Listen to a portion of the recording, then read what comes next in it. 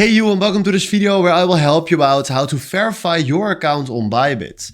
Right now we are here on the main page, and if you click here on our own account, you will find here a complete identity verification now. So we click now on this, and then they will send you to this right here.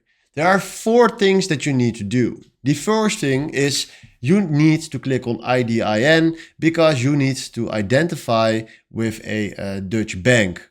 So, or for me then, Dutch bank, but then the other way is the bank in your country. So first you need to do that. Then after that, they want to have your ID, or they want to know who you are. So you need to do an ID verification. So make a picture, send your ID to them, and then you verify that. Then after that, you need to do a bank verification. So right here, it's almost the same as this, but this is an online pay method, and this is a bank verification. So you need to do that too. And then after that, you need to do a video verification.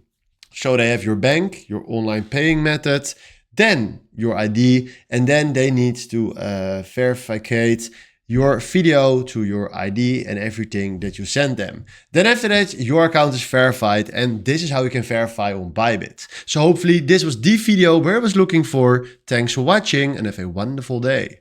Ciao.